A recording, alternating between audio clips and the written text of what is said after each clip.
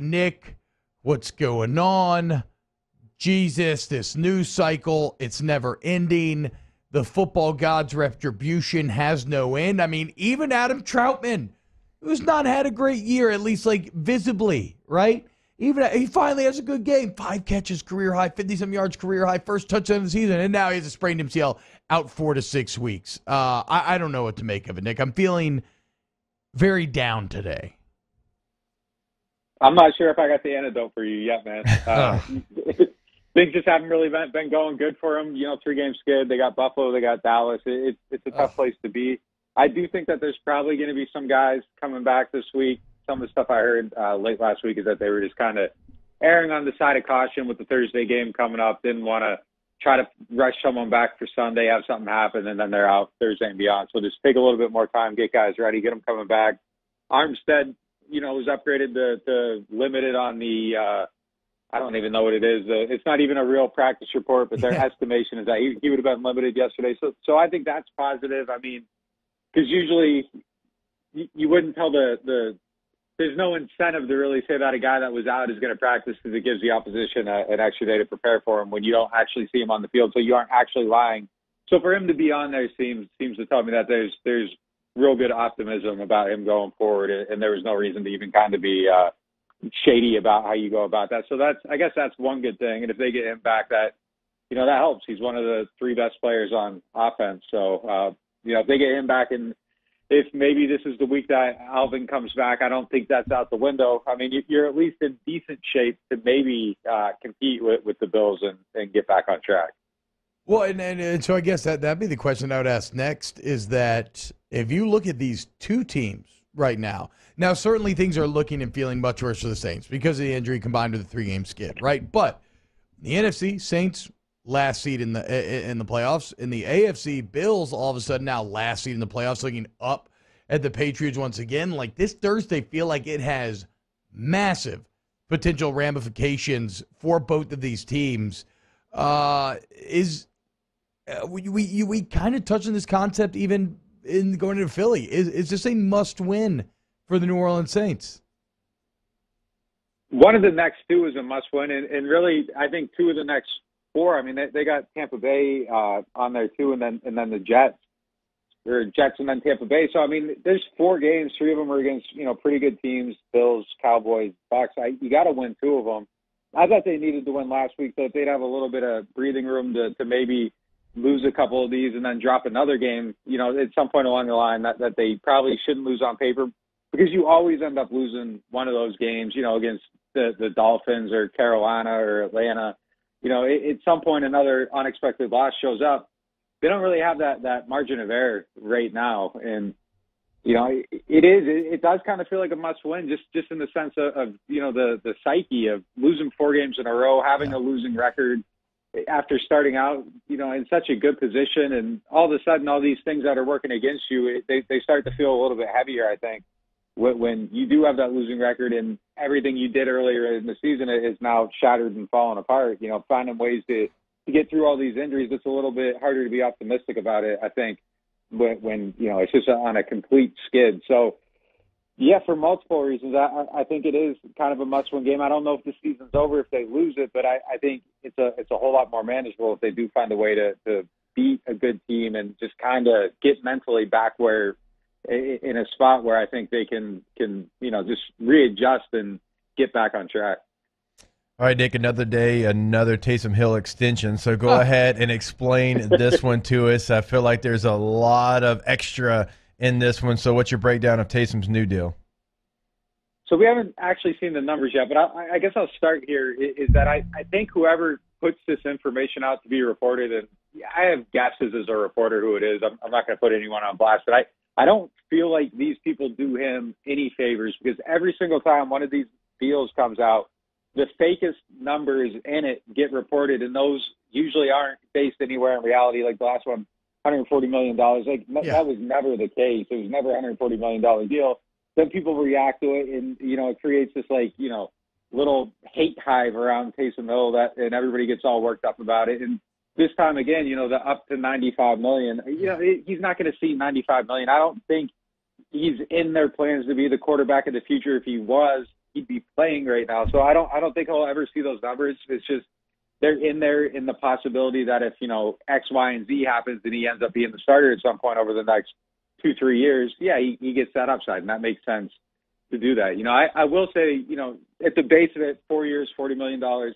I think that they based this contract off of Austin Hooper's deal with Cleveland, very similar numbers. And I think they kind of view Taysom more as a tight end moving forward than a quarterback, just my personal read on the situation.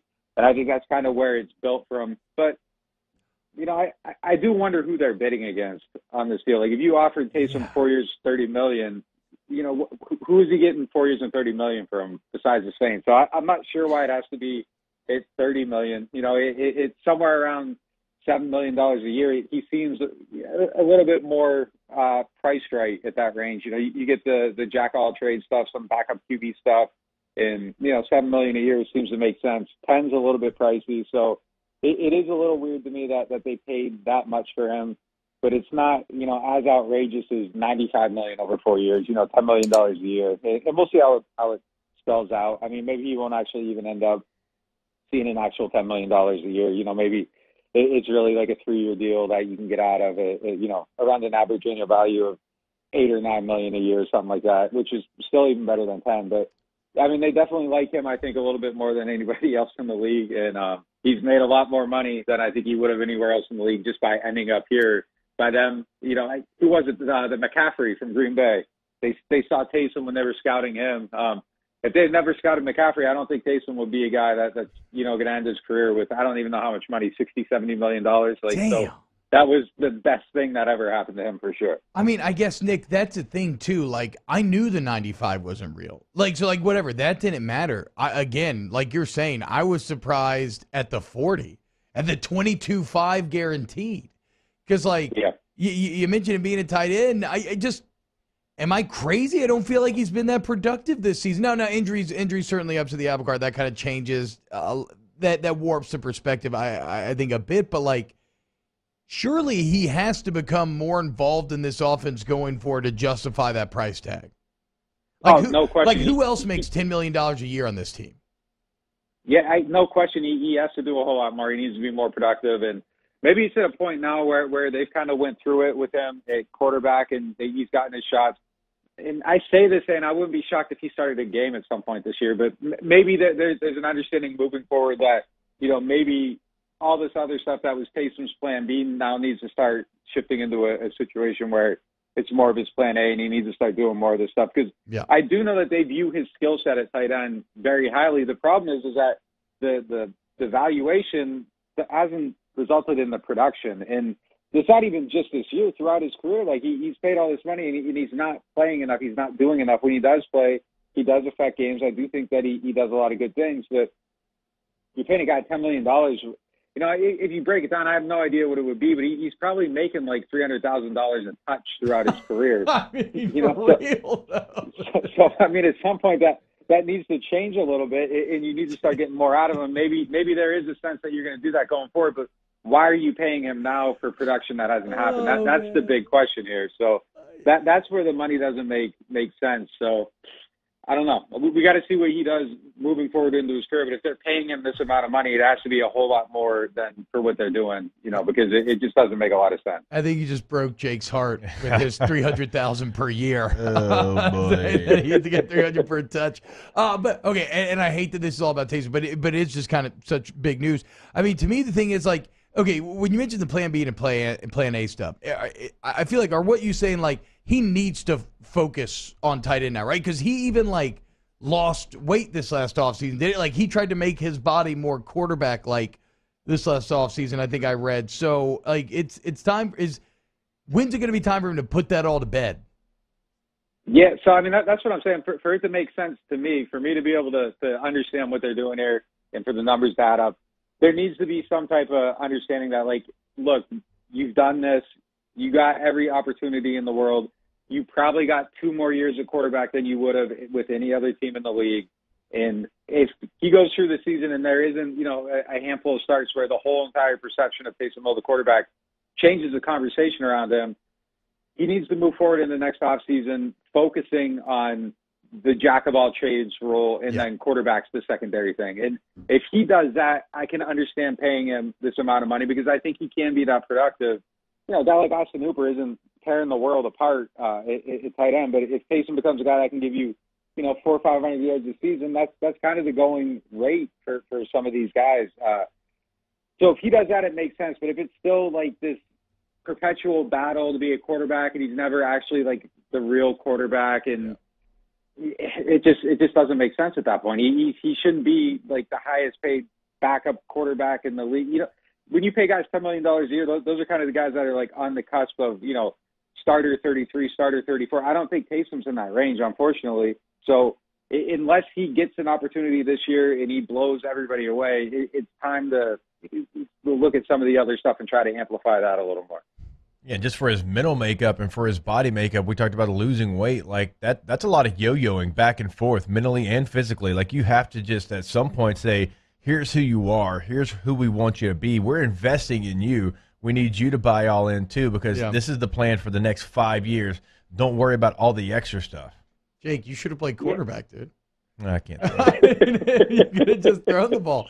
And maybe Taysom had a little speed on you, but that's it. Not toughness or grit. You think? No, he's fast. Okay. Yeah, hey, okay, Nick. So we've talked about Taysom all this time, though. Let's talk about the game real quick. Saints Bills, like we said, getting close to must-win territory, if not there already. It is in the Dome on Thanksgiving, which I like. What's the avenue here for the Saints to pull off the upset? Oh, man. Like, they got to do everything better, and this is, starting very basic answer. Like, the defense has to get back to what we thought it was earlier in the season. I thought since maybe the Bucs game, I feel like it's been a little bit shaky, and even the Bucs game was shaky. I mean, they found a way to lose that game, and then P.J. Williams brought them back to victory with a kind of unlikely interception on Tom Brady. Not to take anything away from that, but they gave up the explosive play right before that, and we saw the run defense get really exposed. This is a quarterback that can run a little bit. He's obviously different than Jalen Hurts, but the way they played last week was pretty unsettling, and just how unsound they were in a lot of things against Philadelphia. So that's going to have to be better. The cornerbacks they got to cover better. They got to be more aware, because there's going to be off script plays, and they're going to be trying to, get down the field. And that's kind of how we've seen the Saints have issues this year. So that's got to be better. The defense just has to be suffocating to give this, I hate to use this word, but kind of the anemic offense a chance to even keep them in the game. So at the risk of going to those football cliches, that margin of error in this game is zero, because they will find those little avenues, and any crack, I think, can lead to an explosive play going the other way. So that's the main thing. And then offensively, I really have they got to start faster. You can't be a team that only moves the ball in the fourth quarter when the defense is playing softer. They aren't blitzing anymore. They're willing to give up those 10, 12, 15-yard passes, keep the clock moving, and just don't want to give up an explosive play. Like, Trevor Siemian's been great when the defense isn't actually trying to prevent him from doing, 60% of the playbook. So he's got to find a way to start earlier if he's is the starter this week, and complete some passes, get some drives going in the first, second quarter, because you can't play every game being down 14 points or more in the fourth quarter and just hope that you get enough momentum to overcome it. Like, this is not a winning formula right now, and they got to find a different way to do things on offense. Nick Underhill, he's the best man. Nick_Underhill on Twitter, covers the Saints for New Orleans football. It's his site. Again, sign up today. You get access to a great podcast, all the inside information, excellent film breakdowns with adjoining clips. It's just, if you're a Saints fan, it's a must. Nick, thank you so much, man, and you have a very happy Thanksgiving. Yeah, you too, guys. Thanks for having me. All right, take it easy there. Man, I want some wings. Started thinking about buffalo wings. Whew, I'm hungry. All right, when we get back here, let's talk some football.